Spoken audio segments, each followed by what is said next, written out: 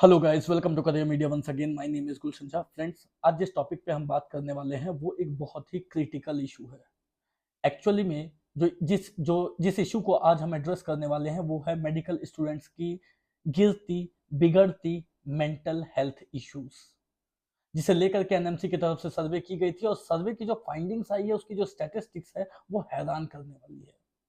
Around 37,000 students ने इस सर्वे में पार्ट लिया, जिसमें इस सर्वे में जो क्वेश्चंस जो पूछे गए थे वो ये पूछे गए थे कि आपको बेसिक रीजंस बताने हैं कि what are all the reasons जो आपको लगता है कि जिस वजह से मेडिकल स्टूडेंट्स की जो हेल्थ है वो बिगड़ती जा रही है। और आपको ये जानकर हैरानी होगी कि यहाँ 90 to 95% स्टूडेंट्स ने सिर्फ 4 से 5 रीजन ही बताए हैं जिस वजह से मेडिकल स्टूडेंट्स की मेंटल हेल्थ इश्यूज जो है वो बिगड़ते जा रही है, मेंटल हेल्थ को लेकर के इश्यूज आ रही है। वो कौन कौन से रीजंस हैं? सबसे पहले exorbitant fee for private medical colleges. Private medical colleges में इतनी ज्यादा फी स्ट्रक्चर है कि आप देखोगे कि अगर प्राइवेट मेडिकल कॉलेजेस की फी स्ट्रक्चर तो ये 6 लाख से स्टार्ट होकर के 1.5 करोड़ तक 1.5 करोड़ पर एनम तक वेरी करती है। Now it is not possible for any middle class family to pay like 50 lakh 60 lakh 70 lakh per annum और 1 करोड़ per annum, राइट? तो इससे क्या होता है कि एडमिशन अगर आपको मिल भी जाती है किसी कॉलेज में तो इतनी ज्यादा फीस होने के बावजूद आप टेंशन में रहते हो। तो सबसे बेसिक रीजन तो यही है कि प्राइवेट कॉलेजेस की फीस स्ट्रक्चर बहुत ज्यादा है। दूसरी प्रॉब्लम जो बताई गई है वो है लॉन्ग वर्किंग आवर्स। अगर आपको एडमिशन मिल भी जाती है पीजी के स्टूडेंट, आप पीजी में मान लेते हैं एडमिशन ले भी लेते हो, तो इतनी ज्यादा आपसे काम करवाया जाता है, आपको छुट्टियां नहीं दी जाती, आपको ब्रेक नहीं दिया जाता है कि आप फेडअप हो जाते हो, जिस वजह से आपकी जो स्लीप साइकिल है वो बिगड़ जाती है और इस वजह से आपकी मेंटल हेल्थ खराब होती जाती है। तो जो दूसरी सबसे बड़ी प्रॉब्लम है वो है लॉन्ग वर्किंग आवर्स। तीसरी बात है, इतनी ज्यादा फी स्ट्रक्चर होने के बावजूद जो खर्च है, महीने का खर्च जिसे हम स्टाइपेंड कहते हैं, वो बहुत सारे कॉलेजेस हैं जो या तो नहीं देते हैं या तो इतना कम देते हैं कि इसमें गुजर बसर करना पॉसिबल नहीं हो पाता है, इसमें एक्सपेंसेस निकलना पॉसिबल नहीं हो पाता है। सो स्टाइपेंड जो है वो बहुत कम दी जाती है या तो नहीं दी जाती है, और कुछ कुछ कॉलेजेस तो ऐसे भी हैं जो देने के बाद वापस भी ले लेते हैं अलग अलग तरीके से। फोर्थ प्रॉब्लम जो बताई गई, शेयर की गई है, वो है वर्किंग बॉन्ड्स। अगर आप एडमिशन ले लेते हो, आपकी कोर्स कंप्लीट भी होती है, तो उसके बाद भी आपके सामने बॉन्ड, जो सर्विस बॉन्ड है, उसका एक प्रावधान रहता है। इंडिया में गवर्नमेंट मेडिकल कॉलेजेस में आप देखोगे तो जो सर्विस बॉन्ड है वो 1 ईयर से लेकर के 5 ईयर तक वेरी करती है। मतलब कुछ कुछ स्टेट में 1 साल की है, कुछ कुछ स्टेट में 2 साल की है, कुछ कुछ स्टेट में 3 साल की है, कुछ कुछ स्टेट में 5 साल की है। और अगर आप इस बॉन्ड को नहीं करना चाहते हो तो आपको इसके लिए पेनल्टी पे करनी होती है, और वो जो पेनल्टी अमाउंट है वो भी 10 लाख रुपए से लेकर के वेरी करती है, वो 1 करोड़ तक जाती है। अगर आप इस बॉन्ड को ब्रेक करना चाहते हो तो आपको 1 करोड़ तक की पेनल्टी पे करनी पड़ सकती है, डिपेंडिंग कि आपको कौन से स्टेट में सीट मिली है। तो ये ही कुछ वो बेसिक रीजंस बताए गए जिसके वजह से स्टूडेंट्स का ये मानना है कि मेडिकल स्टूडेंट्स की मेंटल हेल्थ जो है वो इन्हीं रीजंस की वजह से खराब हो रही है। रिसेंटली एक न्यूज आई थी, एक फाइंडिंग आई थी जिसमें यह बताया गया था कि लास्ट के 5 ईयर्स में, दैट इज 2018 से 2023 के बीच में, टोटल 1200 स्टूडेंट को एडमिशन मिलने के बाद भी उन्होंने सीट छोड़ दी। सीट छोड़ दी मतलब उन्होंने ड्रॉप आउट ले लिया। और इसमें 153 स्टूडेंट्स एमबीबीएस के हैं, whereas 1117 students PG students हैं जिनको एडमिशन मिली, उन्होंने क्लासेस स्टार्ट किए, बट इतनी ज्यादा प्रेशर होने के वजह से उनको ये सीट छोड़नी पड़ी। एज अ काउंसलर मेरे पास बहुत सारे से स्टूडेंट्स के फैमिली के भी कॉल्स आते हैं जिसमें वो बताते हैं हमें कि सर हमें बताइए कि अगर हम सीट छोड़ते हैं तो हमें कितनी पेनल्टी पे करनी पड़ेगी। रीजन क्या है कि बहुत ज्यादा वर्कलोड है, जो जूनियर्स और सीनियर्स के रिलेशन है वो इतनी अच्छी नहीं है, टॉक्सिसिटी कॉलेजेस में ज्यादा है। ऐसे कॉल्स मेरे पास रेगुलर आते हैं, and because of this only आपको ये चीजें सुनने को मिलती है कि 1200 स्टूडेंट्स ड्रॉप आउट कर लेते हैं इवन दो उनको एडमिशन मिल जाती है उसके बाद भी, राइट? तो इस तरीके की जो इश्यूज है वो अभी रेगुलर बेसिस पे हो रही है। बट एनएमसी के तरफ से इसके अगेंस्ट एक्शन लेने की बात चल रही है, इन इश्यूज को एड्रेस करने की बात चल रही है और इसके लिए एनएमसी स्टेप्स भी लेना स्टार्ट कर चुकी है, जिसमें सबसे पहले जो एनएमसी की तरफ से स्टेप ली गई है इन इश्यूज को सॉर्ट आउट करने के लिए, वो ये ली गई है कि एक 15 मेंबर की कमिटी बनाई गई है, जिसमें टॉप डॉक्टर्स हैं, काउंसलर्स हैं, साइकेट्रिस्ट हैं, डिपार्टमेंट हेड्स हैं, फैकल्टी मेंबर्स हैं, तो इनको मिला करके 15 मेंबर की कमिटी बनाई गई है, टीम बनाई गई है। अब इस टीम का काम ये है कि वो सभी स्टेक होल्डर्स से बात करेंगे और उनसे जो इश्यूज हैं उन इश्यूज को एड्रेस किया जाएगा, उन इश्यूज के लिए सॉल्यूशंस पूछे जाएंगे, सभी स्टेक होल्डर्स को अपनी अपनी सॉल्यूशंस देनी है एंड बेस्ड ऑन दो सॉल्यूशंस, उन सॉल्यूशंस के बेसिस पे जो भी सॉल्यूशंस स्टेक होल्डर्स की तरफ से आएगी वो सॉल्यूशंस जो है वो एनएमसी ट्राई करेगी इंप्लीमेंट करने की।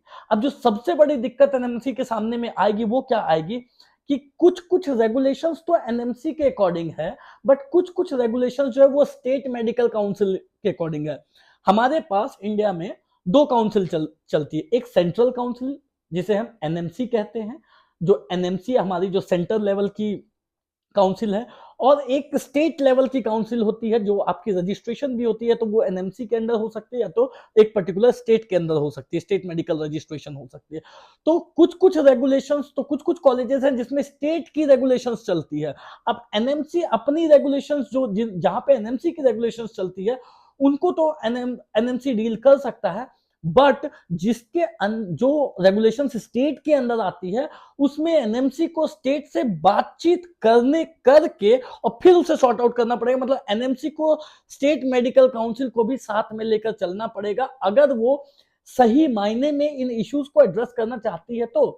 और आपको जानकर हैरानी होगी कि प्राइवेट मेडिकल कॉलेजेस की जो ज्यादा बढ़ी हुई फीस है वो स्टेट मेडिकल काउंसिल रेगुलेशंस के अंदर आती है।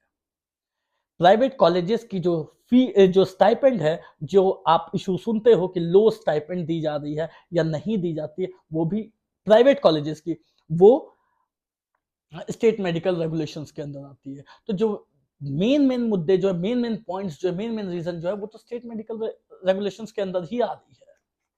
तो एनएमसी को अब कहीं ना कहीं स्टेट मेडिकल काउंसिल से बात करके उनको इस तरीके की चीजों को सॉर्ट आउट करना पड़ेगा। एक और इम्पोर्टेंट बात क्या होती है कि बिहार, झारखंड जैसे स्टेट्स या राजस्थान जैसे स्टेट्स में रूरल एरियाज में बॉन्ड कराना जरूरी रहता है। रीजन क्या है कि रूरल एरियाज में डॉक्टर्स की कमी है। अगर वो डॉक्टर्स को बॉन्ड नहीं करवाएंगे तो फिर रूरल एरियाज में डॉक्टर की कमी बहुत ज्यादा हो जाएगी और वहां पे अभी फिलहाल वैसा इंफ्रास्ट्रक्चर नहीं है कि बॉन्ड को हटाया जा सके और हटा करके स्टूडेंट्स को जो है वो उनके विल पर इन चीजों को छोड़ा जा सके। तो ये सारे इश्यूज एनएमसी के सामने जरूर आएंगे, इसके सामने इनके लिए टाइम जरूर लग सकता है, बट लेट्स सी कि एनएमसी कब तक इनको शॉर्ट आउट करती है। बट हाँ, सॉल्यूशंस अगर आप देखना चाहोगे कि इसके लिए सॉल्यूशंस क्या है, तो हमारे तरफ से जो सॉल्यूशंस है वो ये है कि एक तो सबसे पहले आपको बॉन्ड कंडीशंस को ईज आउट करना चाहिए। जो सर्विस बॉन्ड है, जो 1 साल, 2 साल, 5 साल की बॉन्ड है, उस बॉन्ड कंडीशन को आपको ईज आउट करना पड़ेगा। उसके लिए कुछ अल्टरनेट वे आपको ढूंढना पड़ेगा। अल्टरनेट वे क्या हो सकता है कि अगर आप बॉन्ड नहीं कर रहे हो या अगर आप सीट को छोड़ दे रहे हो, सीट लिविंग पेनल्टी जो 1-1 करोड़ तक सीट लिविंग पेनल्टी जाती है, तो अगर आप उस पेनल्टी को आपको रिड्यूस करना होगा, उसके लिए आप अल्टरनेट वे ढूंढो।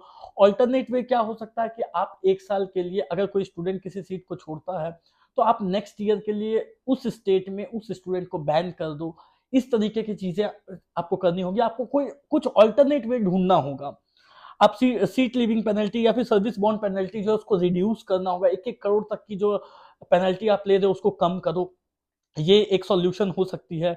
प्राइवेट कॉलेजेस की जो फीस है वो आपको कम करनी चाहिए, उसको कैपिंग करनी चाहिए कि कितनी है कितनी नहीं है। उनकी जो है ऑडिट वगैरह करके उनके जो एक्सपेंसेस हैं उनके अकॉर्डिंग जो सारी चीजें हैं वो आपको करनी होगी।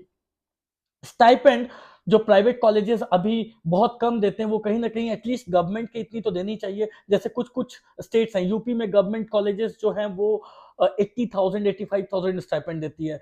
डीयू जो है सेंट्रल यूनिवर्सिटीज या दिल्ली के जो कॉलेजेस हैं वो 90,000 95,000 1 लाख भी स्टाइपेंड देते हैं। तो आपको जो है स्टाइपेंड जिस स्टेट में कम है, जैसे महाराष्ट्र कर्नाटका में कम है, तो इस तरीके से जहां पे भी स्टाइपेंड कम है एक तो वहां पे बढ़ाना चाहिए।